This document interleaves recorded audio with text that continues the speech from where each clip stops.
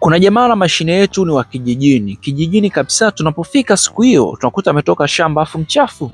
Mchina anacheka, anamwambia oya, huyo kasoma, usimcheke hivyo, usimuone hivyo, ni maisha tu, kakosa kazi. Mchina ananiambia mimi simcheki kwa sababu hiyo, nacheka tu alivyochafuka.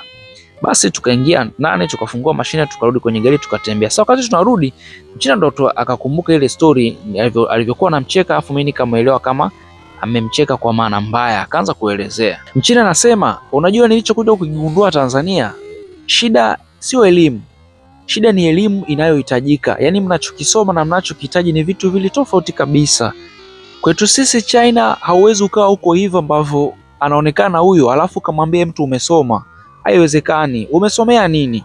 Nikamuuliza, kuona jaribu kunidanganya kwamba wa China wote waliosoma wana kazi? Akasema mimi sizungumzii kazi, nazungumzia kusoma. Aliyesoma hawezi kuwa hivyo. Nikamuuliza na kuaje sasa? Mchina akasema mbona ni swali la kipuuzi sasa. Aliyesoma satakiwa afanye alichokisomea. Yaani anatakiwa akiishi kile alichokisoma. Nikamwambia hivi, unakumbuka kama nimekwambia hana kazi Serikali bado haijampa kazi. Mchina anasema ndio maana nimesema shida yenu ninyi mnasoma tu, hamsomi kile mnachokihitaji. Mchina anasema unamkuta mtu kasomea ualimu na anakwambia ndoto yake ilikuwa ni hiyo ualimu. Anasubiria ajira. Mimi simaanishi aanzishe shule, lakini anatakiwa azionyeshe dalili ya kile anachokipenda. Unajua kama unapenda ualimu, mbali na kutoka shule, utamkuta mtu anafundisha mtaani au anafundisha nyumbani, ana tuition center na nini. Nikamwambia sasa kila mtu akianzisha hivyo, unafikiri itakuwaje? Mbona kila sehemu sasa kutakuwa kuna shule, kila sehemu kutakuwa kuna tuition center, mwisho siku hatapata hela. Mchina akasema sasa kwa anayependa ualimu hafikirii kwanza hela. Yaani unaposoma kitu unachokipenda, haukisomi kwa sababu ya hela, unasoma kwa sababu unakipenda, unataka ukikamilishe.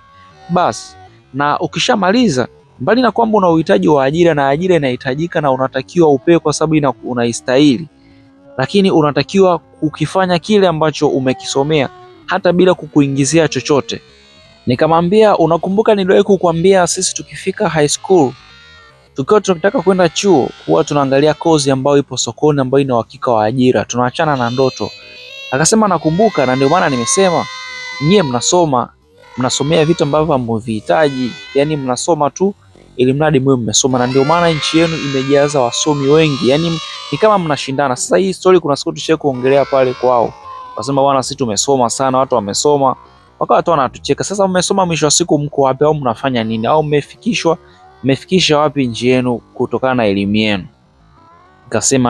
Kasema sasa ndio uelewe leo kwamba shida sio elimu, shida ni elimu inayohitajika.